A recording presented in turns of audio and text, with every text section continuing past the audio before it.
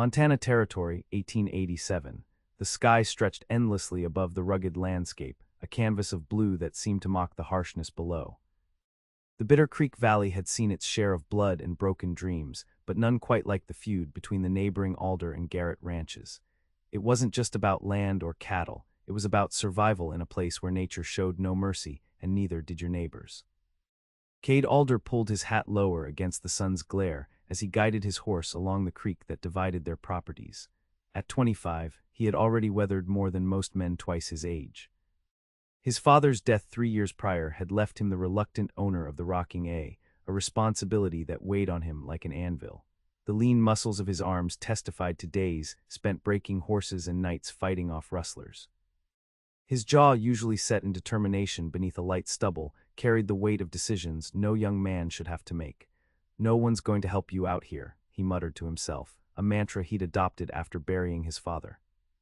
The frontier's no place for trust or tenderness, just survival. Cade's hazel eyes surveyed the parched landscape. The summer had been unforgiving, and water was becoming scarce. He needed to ensure his cattle had enough to drink, which meant keeping a close eye on the creek, especially with Tessa Garrett and her family attempting to divert more than their fair share to their side. Just the thought of Tessa made his grip tighten on the reins, 22 years old and more stubborn than any Mustang he'd ever broken. With her honey-blonde hair that caught the sunlight and those determined blue eyes, she'd be beautiful if she weren't so damned difficult. Their fathers had been at odds for decades, but since both patriarchs had passed away, the feud had fallen to the next generation. What Kade wanted was simple: to preserve his father's legacy, to make the rocking A profitable enough to secure his future, and perhaps one day pass it down to children of his own. But deep down, in places he refused to acknowledge, what he needed was something the frontier had stolen from him years ago: connection, a sense of belonging that went beyond duty and obligation. Across the creek, the sound of approaching hoofbeats pulled him from his thoughts. Speak of the devil. Tessa Garrett rode toward the water's edge, her posture straight as a fence post in the saddle. Today she wore a practical riding skirt in dusty blue that matched her eyes, with a white blouse and a weathered leather vest. Her honey-blonde hair was pulled back in a practical braid that hung down her back. "You're trespassing, Alder," she called out, pulling her dappled gray mare to a halt. "This section of the creek bends onto Garrett land." Kade shook his head, the familiar irritation rising. "Your father always did have trouble reading survey maps, Miss Garrett. This bend is clearly on rocking a property." "My father taught me to read maps just fine," she shot back. "And to recognize when a neighbor is trying to take what isn't his." "Is that what he taught you, not how to be reasonable or neighborly?" Kade couldn't help the edge in his voice. Tessa's eyes narrowed. "Neighborly. Like when your father blocked our cattle from accessing the north pasture during the drought of '79, 3 dozen Garrett cattle died that summer. And your father retaliated by damming the creek the following spring, nearly flooding our lower fields." Kade straightened in his saddle. "The past is the past, Tessa. I'm just trying to ensure my cattle have water during this dry spell." "As am I," she replied, her chin lifting slightly. "The double G has twice the herd yours does. We need this water." "Then perhaps you should consider selling off some of that herd before they all die of thirst," Kade suggested, knowing his words would sting. Something flashed in her eyes, not just anger but something deeper. Fear, perhaps. "The double G isn't selling anything. Not a single head of cattle, not an acre of land." That's when Kade noticed the dark circles under her eyes, partially hidden by the brim of her hat. Running a ranch alone wasn't easy for anyone, let alone a young woman in a territory that still viewed women ranchers with suspicion. Before he could respond, the crack of a rifle shot echoed through the valley. Instinctively, both Kade and Tessa ducked low in their saddles, eyes scanning the ridgelines. "Rustlers," Tessa whispered, her hand moving to the revolver at her hip. Kade shook his head. "Might be. Or could be hunters." He studied the distant treeline. "Either way, we shouldn't stay exposed." For a moment, their feud seemed insignificant in the face of a possible shared threat. Another shot rang out, closer this time, and Cade's horse reared nervously. "Meet me at Deadman's Ridge tomorrow at noon," Kade said quickly. "We need to talk about this water situation without getting shot at." Tessa hesitated, then gave a curt nod. "Noon, don't be late." She turned her horse and galloped back toward the Garrett homestead, her braid bouncing against her back. Kade watched her go, wondering if she'd actually show up. He had a proposition that might solve both their water problems, but convincing Tessa Garrett to cooperate would be like convincing a rattlesnake not to strike. As he rode back toward the rocking A, Kade couldn't shake the feeling that something was changing in the valley, and it wasn't just the weather. The coming days would test not only his resolve, but his deepest conviction that the frontier left no room for anything but solitary grit. The following day, Kade arrived at Deadman's Ridge 10 minutes early, half expecting Tessa not to show. The ridge overlooked both their properties, offering a clear view of the creek that was the source of their contention. In the distance, dark clouds were gathering over the mountains, a promise of rain that had yet to be fulfilled for weeks. To his surprise, Tessa was already there, seated on a flat rock, her mare grazing nearby. She wore similar attire to the day before, practical and worn from honest work. "You're early," he commented, dismounting and securing his horse. "So are you," she replied, not looking at him but instead gazing out at the landscape. "What's this proposition you mentioned?" Kade settled on a rock opposite her, removing his hat to run a hand through his brown hair. "I've been thinking about digging a retention pond at the fork in the creek. It would hold enough water for both our herds through the dry season." Tessa's eyes narrowed with suspicion. "And why would you suggest something that helps my ranch?" "Because fighting over water is exhausting, and neither of us can afford to lose cattle this year." He leaned forward. "The pond would be on the property line. We'd share the work, share the water."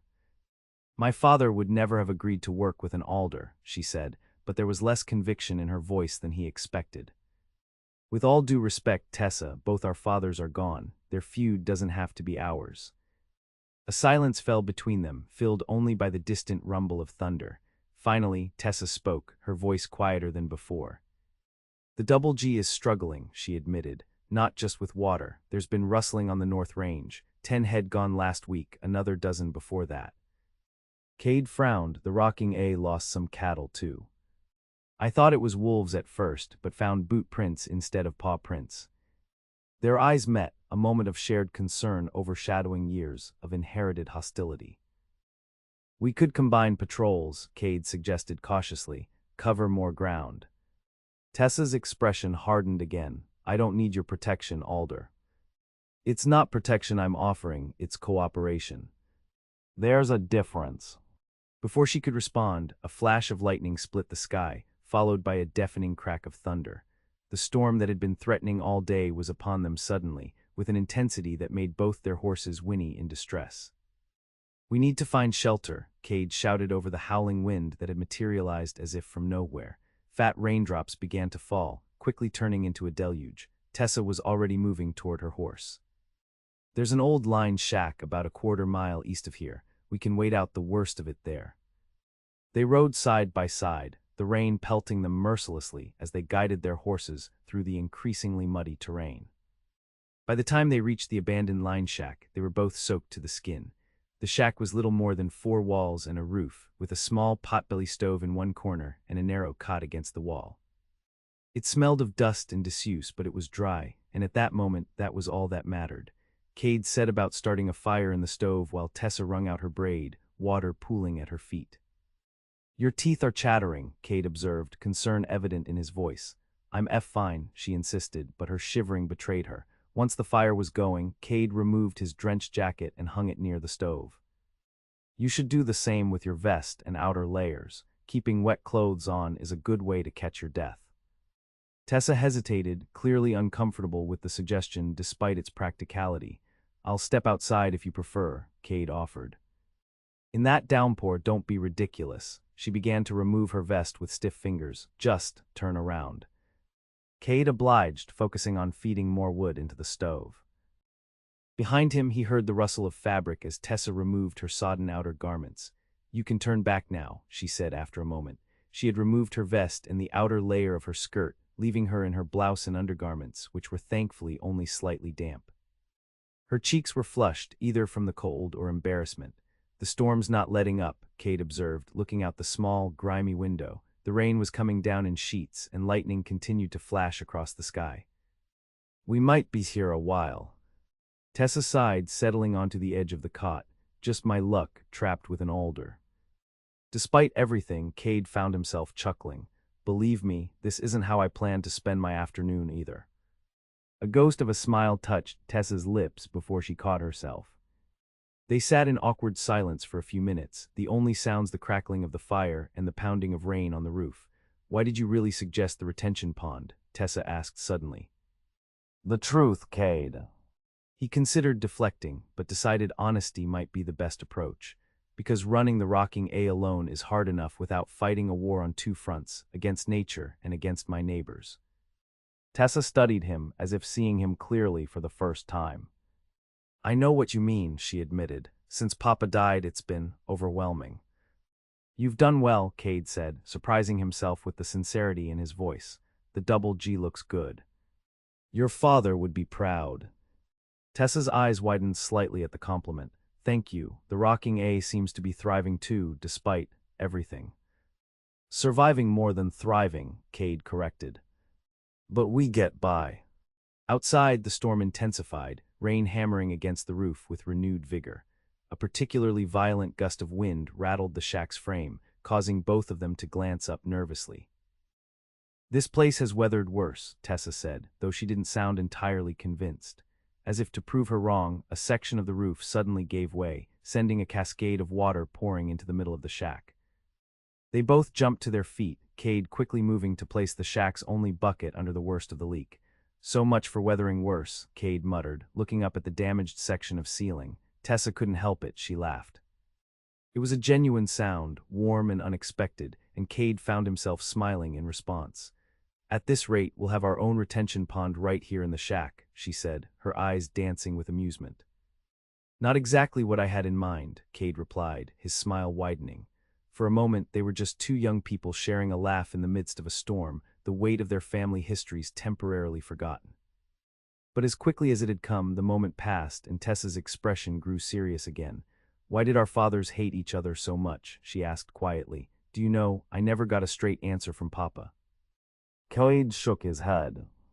My father was the same, always muttered about Garrett treachery, but never explained what happened. I gathered it had something to do with how they acquired their original land claims, but the details died with them. Seems foolish now, Tessa said. Fighting over something neither of us fully understands. Most feuds are like that, I suppose, Kade agreed, passing down grudges like family heirlooms. The rain continued its assault, but inside the shack something had shifted. The air between them felt less charged with hostility and more with a tentative curiosity. About your retention pond idea, Tessa began hesitantly. I'm not saying no. Kade raised an eyebrow, trying not to look too surprised. That's not quite a yes either. I'd need to see plans, understand exactly where it would be located, how the water would be divided. Fair enough, Kade nodded. I can draw up some rough sketches. We could meet again to discuss them. Another crack of thunder punctuated their conversation, followed by a sound that made them both freeze, the unmistakable whinny of a horse in distress. The horses, Tessa gasped, moving toward the door. Kade was already ahead of her, pulling it open against the force of the wind. Outside, their horses had broken free from where they'd been tethered and were panicking in the storm, rearing and pulling at their reins which had become tangled in a nearby shrub. Without hesitation, both Kade and Tessa plunged into the downpour, fighting their way toward the frightened animals. Tessa reached her mare first, speaking soothingly despite the chaos of the storm. Kade managed to grab his horse's reins, stroking its neck to calm it. We need to get them inside somewhere, Tessa shouted over the howling wind. There's a lean-to on the other side of the shack, Kade called back. It might offer some shelter. Together, they guided their terrified mounts around the building to the crude lean-to. It wasn't much, but it would keep the worst of the rain off the animals. Once the horses were secure, they made a dash back to the shack, arriving soaked and breathless. Tessa's blouse clung to her skin, and her hair had come loose from its braid, framing her face in wet golden strands. Kade was no better off, his shirt plastered to his chest, water running in rivulets down his face. Their eyes met, and something passed between them, a recognition, perhaps, of the instinctive way they had worked together to save their horses, without a second thought to their feud. Thank you, Tessa said softly, pushing her hair back from her face, for helping with my mare. I should be thanking you, Kade replied. My gelding might have bolted entirely if you hadn't helped calm him. They stood there, dripping onto the floor, a peculiar tension filling the small space between them.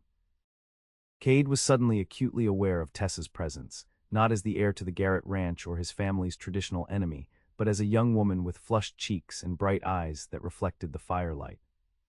The moment was broken by another leak springing in the roof, this time directly over Tessa. She gasped as the cold water hit her already sodden head, jumping aside with a surprised laugh. "This shack is determined to drown us," she exclaimed, wiping water from her eyes. Kade couldn't help but laugh as well, the absurdity of their situation overriding any remaining awkwardness. "Here," he said, offering her the only dry cloth in the cabin, a relatively clean bandana from his pocket. "It's not much, but it's better than nothing." Their fingers brushed as she took it, a brief contact that nonetheless sent an unexpected warmth through Kade's hand. Tessa seemed to feel it too, her eyes widening slightly before she ducked her head to dry her face. "We should check if there are any more dry spots," Kade suggested, looking around the small space. "Unless you want to swim back to your ranch." That earned him another small smile. "The cot seems to be in a relatively dry corner," Tessa observed, "at least for now." They moved to the cot, sitting side by side with a careful space between them, listening to the rain drum against the roof and the occasional rumble of thunder.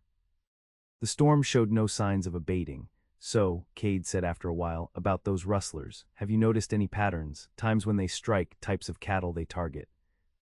Tessa seemed relieved to focus on a practical topic. "Mostly at night during the new moon. They seem to prefer the younger steers, easier to move quickly, I suppose." "Same on my range," Kade nodded, "which makes me think it's the same gang. Possibly working with someone who knows both our operations." Tessa frowned. "You suspect one of my hands." "Or one of mine," Kade admitted. "Or someone from town who's familiar with both ranches. All I know is they're too efficient to be working blind." They discussed the rustling problem further, sharing information and suspicions. As they talked, the space between them on the cot gradually diminished, both of them leaning in to hear each other better over the sound of the storm. "We could set a trap," Tessa suggested, her eyes brightening with determination. "Use some of the cattle as bait, have men hidden nearby." "That could work," Kade agreed. "If we combined our hands, we'd have enough men to cover the likely approaches." "So we'd be working together on two fronts, the retention pond and catching the rustlers," Tessa said, a note of wonder in her voice as if she couldn't quite believe what she was suggesting. "Sounds like it," Kade replied, equally surprised at the direction their conversation had taken. Who would have thought a storm would lead to an alliance between Alder and Garrett? Tessa looked down at her hands. "Not an alliance," she corrected softly. "A truce, maybe." "A truce," Kade repeated. "I can live with that." Outside, the storm continued to rage, but inside the dilapidated line shack, something new was taking root, a fragile understanding between two people who had been raised to be enemies. As the afternoon wore into evening, the storm showed no signs of letting up. The leaks in the roof had multiplied, forcing Kade and Tessa to move the cot twice to find a dry spot. Their clothes had mostly dried thanks to the stove, but the temperature was dropping with the sun. "We might have to spend the night," Kade said, peering out the window at the darkening sky. "These summer storms can last well into morning." Tessa nodded, though she looked uneasy. "People will talk if we're both gone overnight." "Let them talk," Kade shrugged. "Better that than risking the creek crossings in this weather. They'll be flooded for sure." "You're right," she sighed. The double G has been struggling enough without adding rumors about me to the mix." Kade understood her concern. A young woman alone on a ranch already faced enough scrutiny without adding fuel to the gossip mill. "We'll head back at first light," he assured her, "and if anyone asks, we took shelter separately. No one needs to know we were together." Tessa gave him a grateful look. "Thank you." As night fell, the temperature dropped further. The small stove provided some heat, but the drafty shack seemed determined to let in every bit of the cold air. Tessa had begun to shiver again, wrapping her arms around herself. "Here," Kade said, removing his now-dry jacket and offering it to her. "Take this." "I can't," she protested. "You'll be cold." "I've got more meat on my bones than you do," he insisted. "Besides, I'm used to night rides in all weather." After a moment's hesitation, she accepted the jacket, pulling it around her shoulders. It was much too large, but she seemed to relax into its warmth. "Thank you," she said quietly. The stove needed more wood, but their supply was running low. Kade gathered the last few pieces, arranging them carefully to make them last as long as possible. "There's an old chest in the corner," Tessa suggested. "Maybe there's something inside we could burn." Kade investigated the chest she'd indicated, finding it contained some moldy blankets and an old logbook. The blankets were too damp to burn effectively, but the logbook was relatively dry. As he was about to toss it into the stove, Tessa stopped him. "Wait, what is that?" He handed her the book and she opened it carefully. Its pages were yellowed with age, the handwriting faded but still legible. "It's a boundary line survey log," she said, skimming the pages, "from 1865. "That would be when our grandfathers first claimed the land," Kade noted, settling beside her to look at the book. Tessa turned the pages slowly, her brow furrowing in concentration. "Look at this," she said eventually, pointing to an entry. "It mentions both Garrett and Alder, something about a disputed creek boundary." Kade leaned closer, their shoulders touching as they both strained to read the faded writing in the dim light. "Original survey placed the creek boundary at the fork, giving water rights to both Alder and Garrett claims equally," he read aloud. "Subsequent dispute arose when creek changed course after spring flood, favoring Garrett claim." They looked at each other, a new understanding dawning. "So that's how it started," Tessa whispered. "The creek changed course, and suddenly the water rights were uneven. And instead of working together to resolve it, they let it divide them," Kade added. "Just like we've been doing."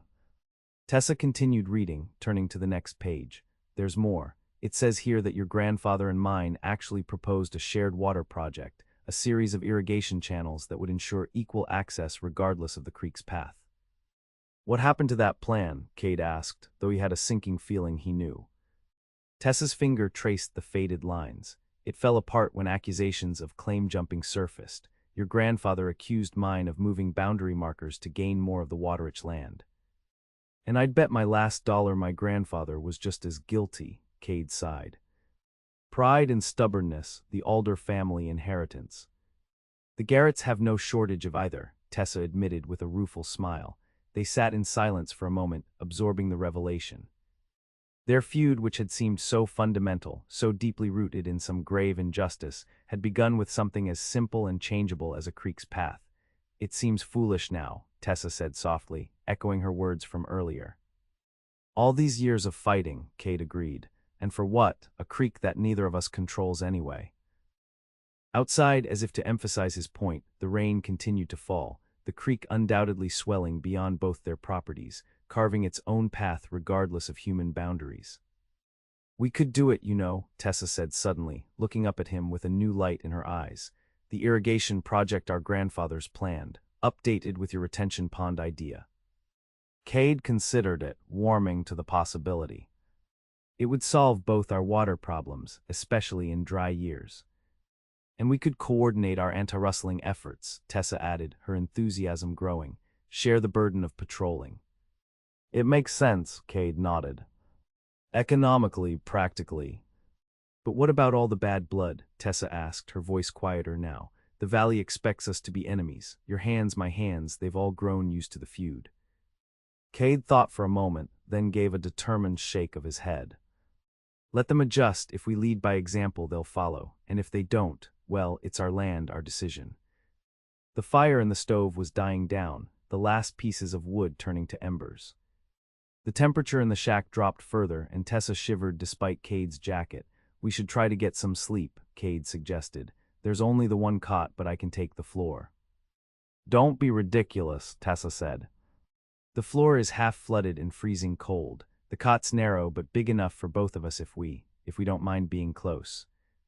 The implication hung in the air between them.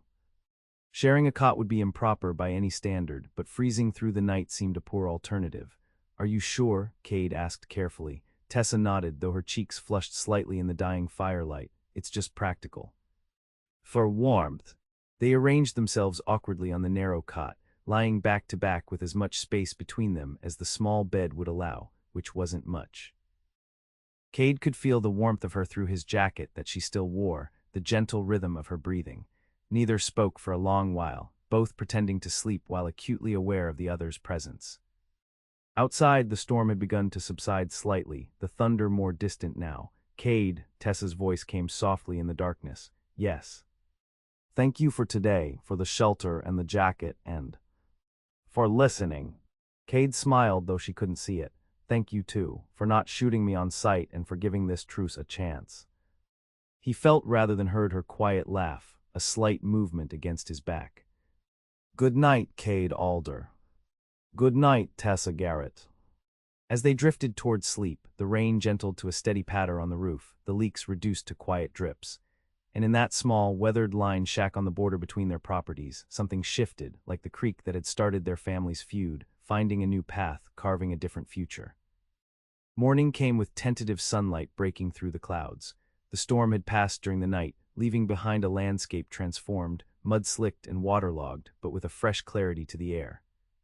Kade woke first, momentarily disoriented by the unfamiliar surroundings and the warm weight against him. Sometime during the night, they had shifted position. Tessa was now curled against his chest, his arm draped protectively around her. Her honey-blonde hair had come completely free from its braid and spread across the cot like spilled sunshine. He remained perfectly still, not wanting to wake her, acutely aware of how inappropriate their position would appear to anyone else. Yet he couldn't deny the rightness he felt, the peaceful expression on her sleeping face stirring something in him he'd long thought dormant. A few minutes later, Tessa stirred, her eyes fluttering open. It took her a moment to register their position, and when she did, she pulled away quickly, sitting up with a flush spreading across her cheeks. I'm sorry, she said, smoothing down her hair self-consciously. I didn't mean to. It's all right, Kade assured her, sitting up as well. No harm done. They avoided each other's eyes as they prepared to leave, gathering their still damp outer garments and checking on the horses, which had weathered the night reasonably well under the lean-to. The creek crossings will still be high, Kade observed as they mounted up. We should stick to the ridge trail. Tessa nodded, adjusting her hat against the bright morning sun. We could ride together as far as the split to our ranches. They set off side by side, picking their way carefully through the mud-slicked terrain. The valley below them was transformed, the creek that divided their properties now swollen to 3 times its normal width, rushing and churning with debris carried from the mountains. That water would serve us both well if we could store it, Kade commented, nodding toward the flooded creek. It would, Tessa agreed. Maybe we should meet tomorrow to discuss those plans more seriously. Kade glanced at her, surprised and pleased. My thoughts exactly. The North Pasture Junction would be a good spot, say around noon. I'll be there, she promised. They rode in comfortable silence after that, each lost in their own thoughts. When they reached the fork in the trail where they would part ways, Kade turned to her. About last night, he began. No one needs to know, Tessa said quickly. Like you said, we took shelter separately. Kade nodded, though something in him rebelled at the idea of pretending the night hadn't happened, not because of impropriety, but because of what they had discovered, both about their family's history and perhaps about each other. The logbook, he said instead. It might be useful for planning the water project. Would you mind if I kept it for now? I can bring it tomorrow. Of course, Tessa replied. Study it carefully. It might hold more clues about what went wrong the first time, so we don't repeat our grandfather's mistakes. They hesitated a moment longer, neither quite ready to part ways. Finally, Kade tipped his hat to her. Until tomorrow, Miss Garrett. She smiled, a genuine expression that transformed her face. Until tomorrow, Mr. Alder.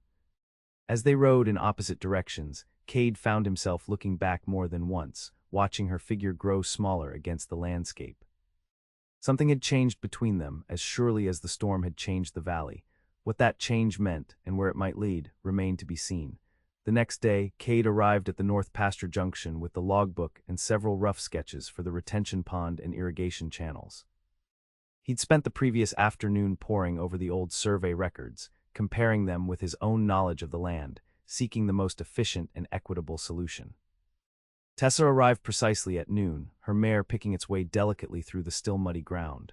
She looked different today. Her honey-blonde hair was neatly braided again, and she wore a clean riding skirt and jacket of deep green.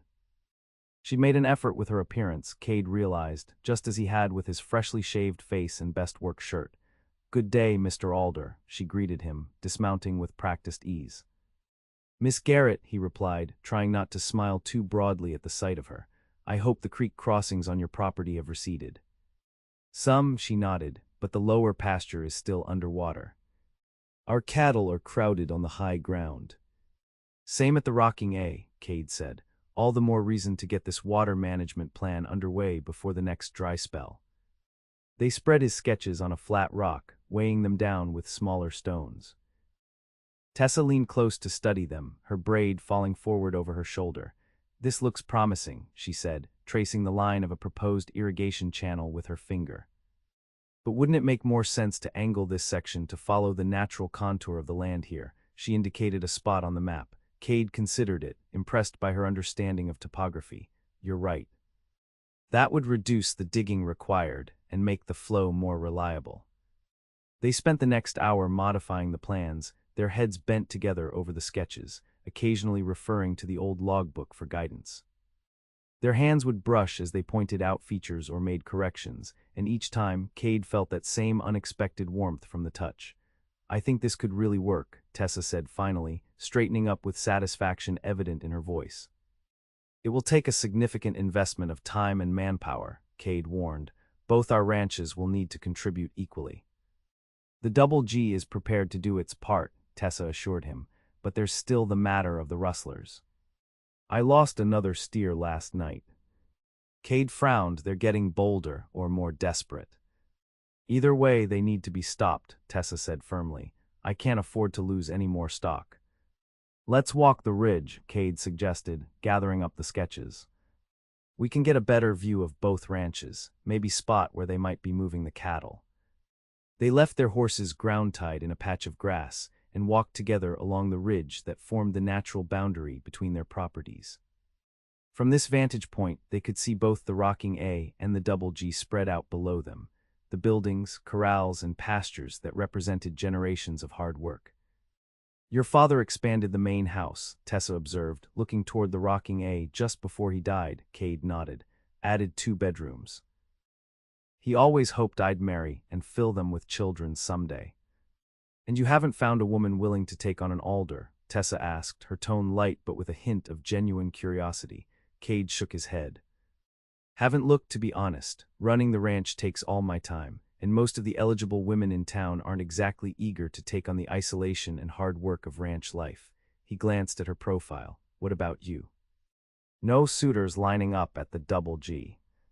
Tessa gave a short laugh. "A few, but they were more interested in acquiring a ready-made ranch than in me.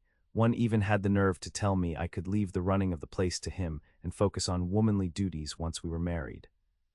"I hope you showed him the door swiftly," Kade said, finding himself oddly protective at the thought.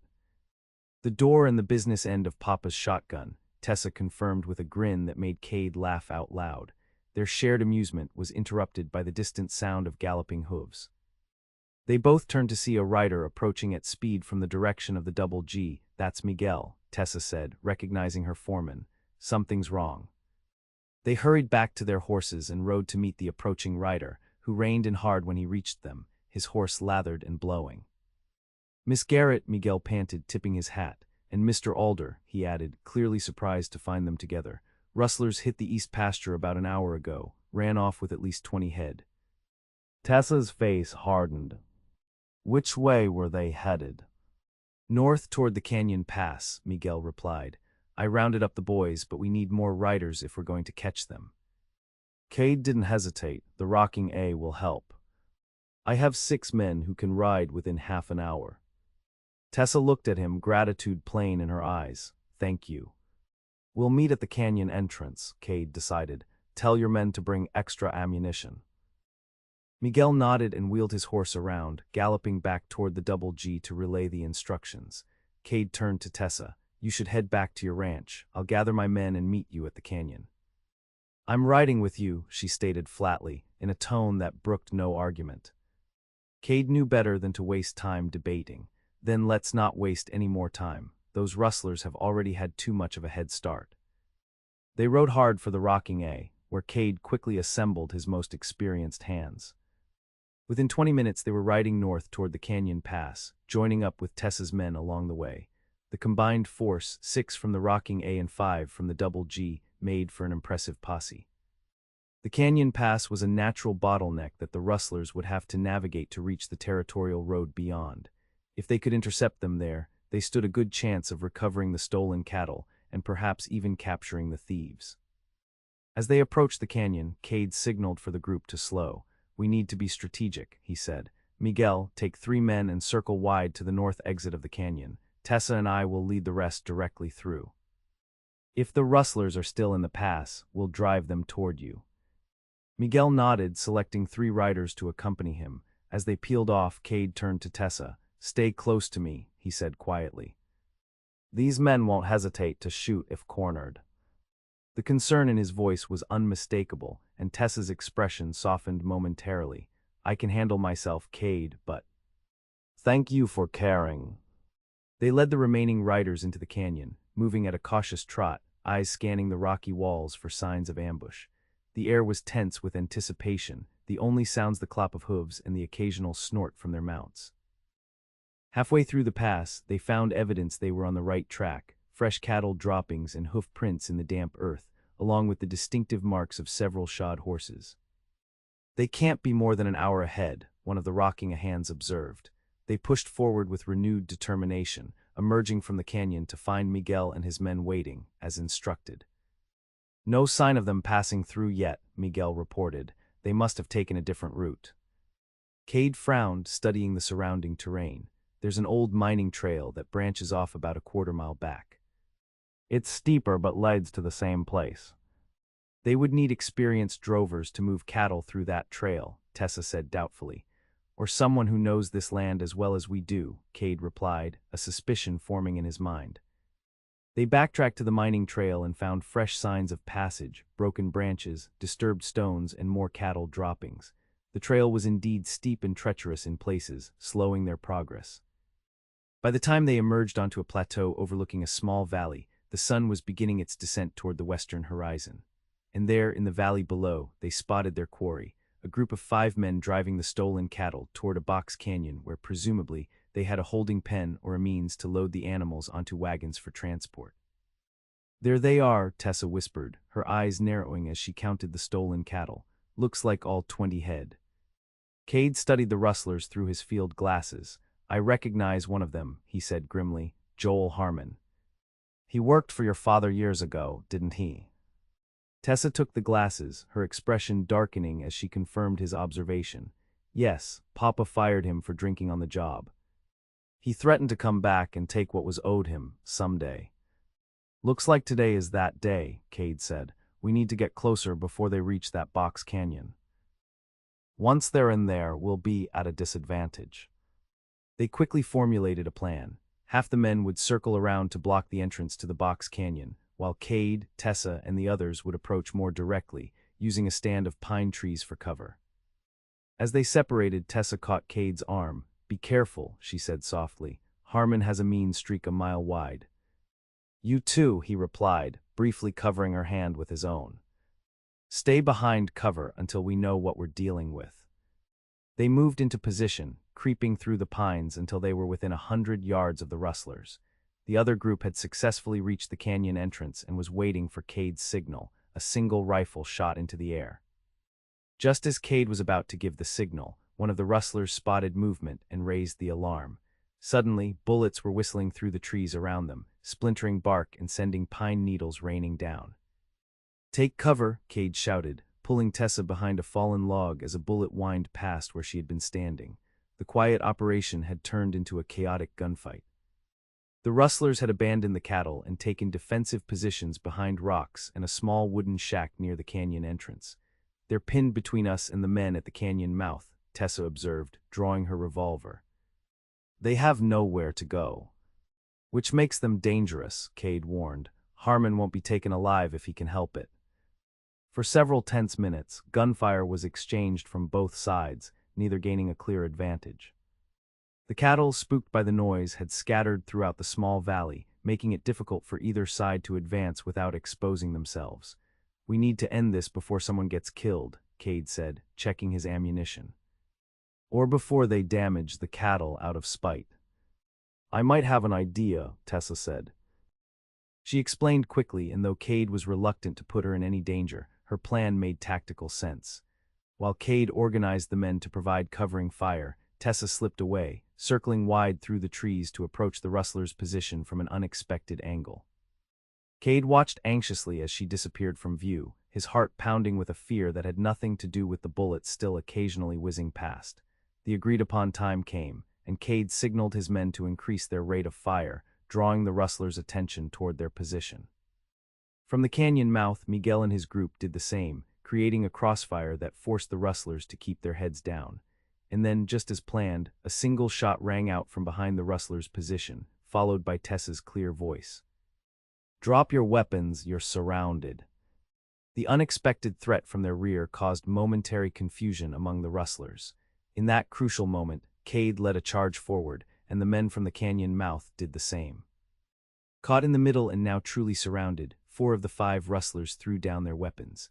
But Joel Harmon wasn't ready to surrender. He broke from cover, firing wildly as he ran for a horse tethered nearby.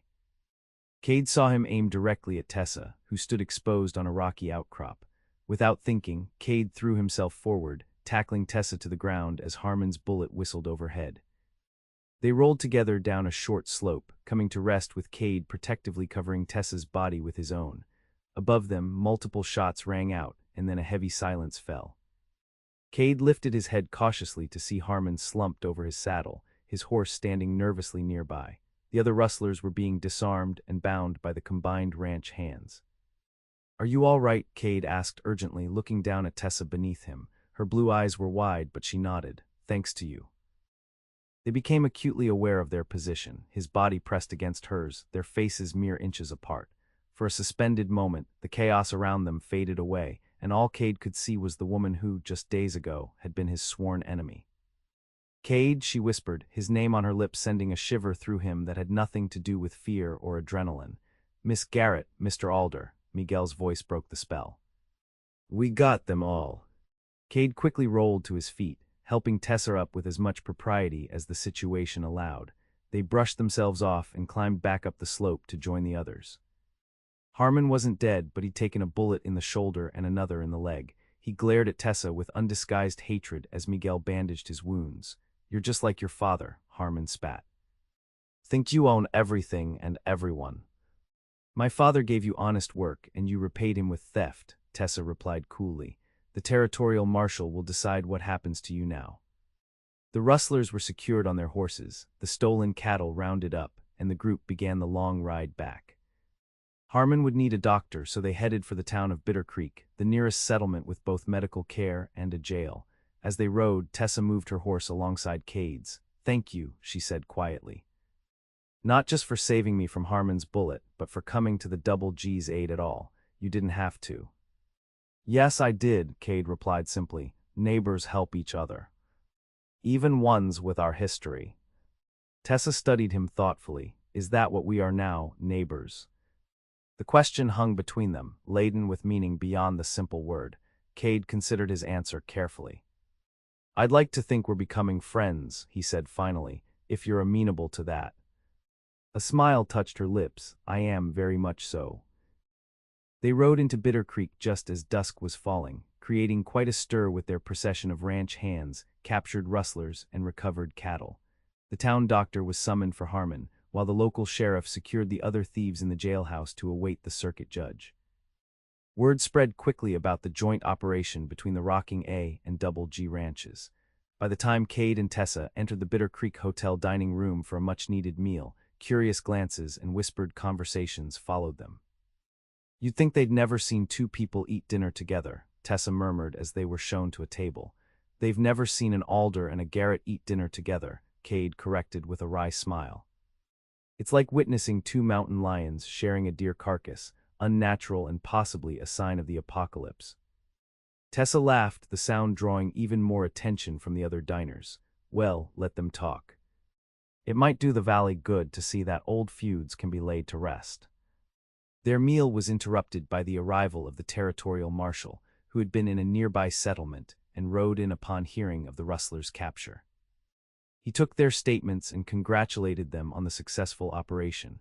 Never thought I'd see the day when Alder and Garrett worked together, the marshal commented, echoing the sentiment that seemed to be on everyone's mind. Your fathers would be spinning in their graves. Or perhaps they'd be proud that we found a better way, Tessa suggested, with more diplomacy than Kade felt. After the marshal left, they finished their meal and stepped out onto the hotel's front porch.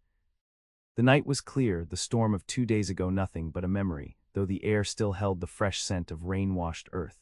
It's too late to ride back tonight, Kade observed. The hotel has rooms available. Tessa nodded. I've already arranged for one. She hesitated, then added, the retention pond project. When should we begin? As soon as the ground dries enough for digging, Kade replied. Perhaps next week if the weather holds. I'll have my men ready, she promised, and Kade.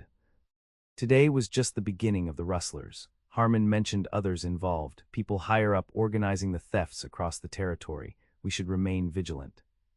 We will, he assured her. Together. They stood in companionable silence for a moment, neither quite ready to part ways after the day's shared adventure. Good night, Kade, Tessa said finally, extending her hand to him. He took it, but instead of shaking it formally, he raised it to his lips in a gentle gesture that surprised them both. Good night, Tessa. As he released her hand and she turned to enter the hotel, Kade remained on the porch, watching until she disappeared from view. The day had changed things between them irrevocably. The shared danger, the mutual respect, and something else, something neither of them had yet named but both had begun to feel. The following week saw unprecedented cooperation between the Rocking A and Double G ranches.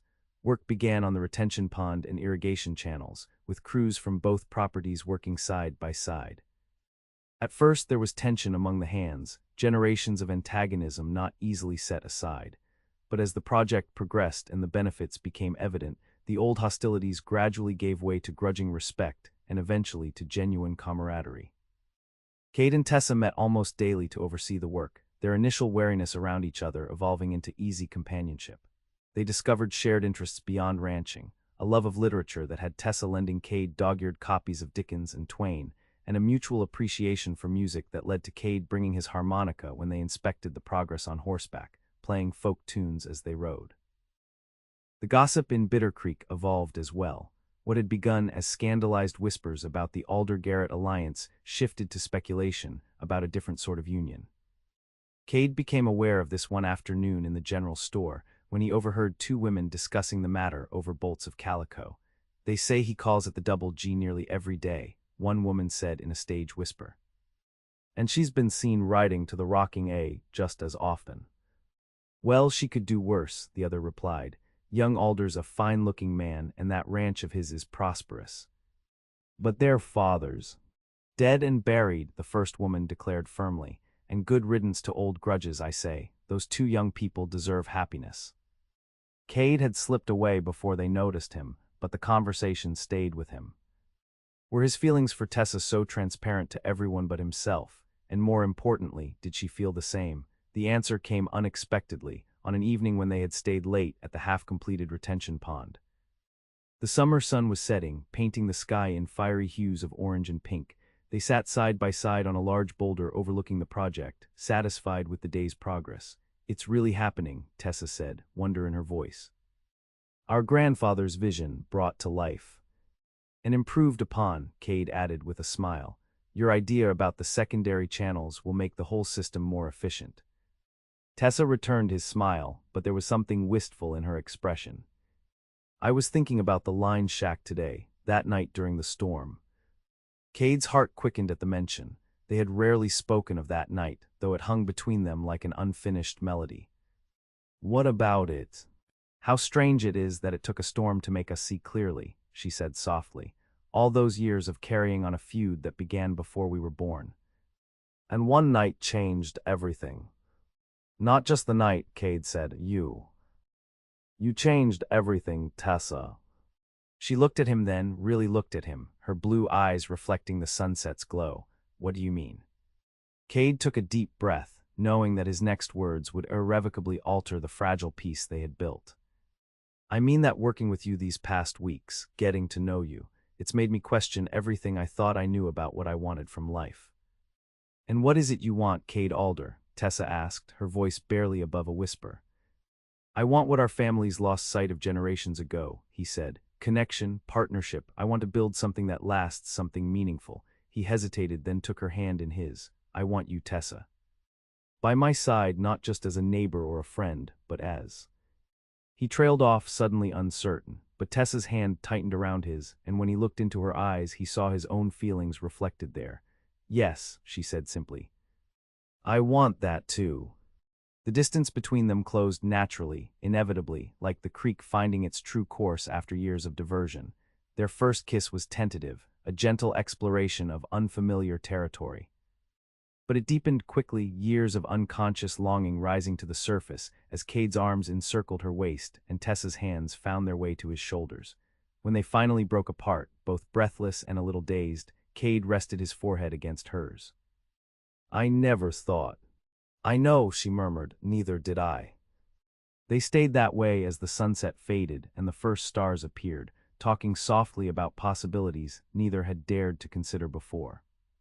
The retention pond project could be just the beginning. The natural boundary between their ranches could be viewed not as a dividing line but as a shared resource, and perhaps, someday, there might not need to be a boundary at all.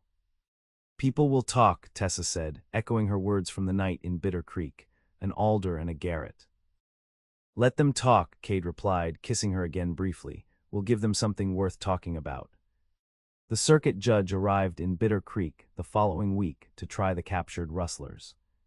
Harmon and his men were sentenced to 5 years in the territorial prison, but not before revealing details about a larger operation running stolen cattle across the territory line.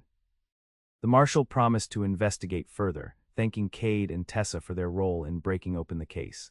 As fall approached, the retention pond was completed just in time for the seasonal rains. Its success was immediate and undeniable. The water that had previously caused flooding in wet years and scarcity in dry ones was now managed efficiently, serving both ranches equally. The hands from both properties celebrated with an impromptu barbecue at the pond's edge, another sign of the changing times in Bitter Creek Valley, but the greatest change was yet to come.